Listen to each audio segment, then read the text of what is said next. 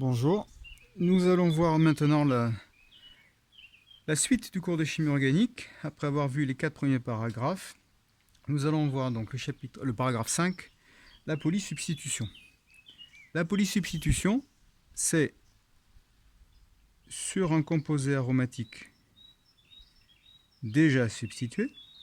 C'est-à-dire que le benzène, normalement, vous savez que même si on ne les écrit pas, il possède 6 hydrogènes, 1 sur chacun des carbones du cycle. Et dans les cas de la monosubstitution, il s'agit de remplacer un des hydrogènes par un autre substituant. Ça, nous savons le faire, nous l'avons vu. C'est la substitution électrophile aromatique qui permet de remplacer un hydrogène par un substituant que j'appellerai Z pour rester quelconque. Il reste donc encore 5 hydrogènes qui peuvent être substitués. Quand on remplace un deuxième hydrogène, on parle de polysubstitution. Le cours d'aujourd'hui va s'intéresser simplement à la disubstitution, c'est-à-dire au remplacement d'un deuxième atome d'hydrogène sur ce cycle. Quand les 6 carbones possèdent leurs 6 hydrogènes, le premier substituant qui arrive, bien évidemment, peut remplacer n'importe lequel des H indifféremment, et ça ne donne lieu qu'à un seul composé.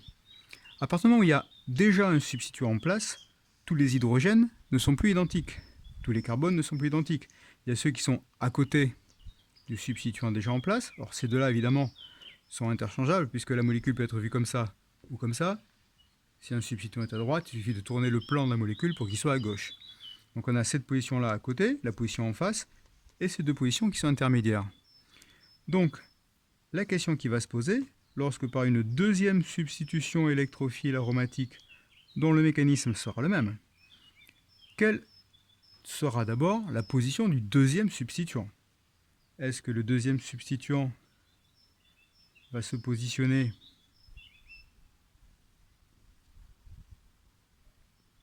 dans ces deux positions-là, sur l'une des deux, que l'on appellera la position ortho?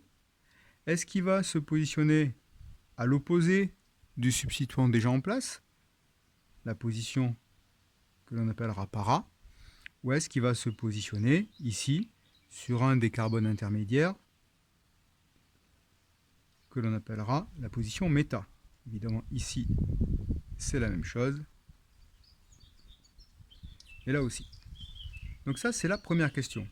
Où va se positionner le deuxième substituant par rapport au premier? Et puis la deuxième question qui peut se poser, c'est est-ce que la deuxième substitution électrophile sera plus ou moins facile que la première? En fait, est-ce que se fera plus ou moins vite? C'est donc à ces questions que nous allons essayer de répondre maintenant.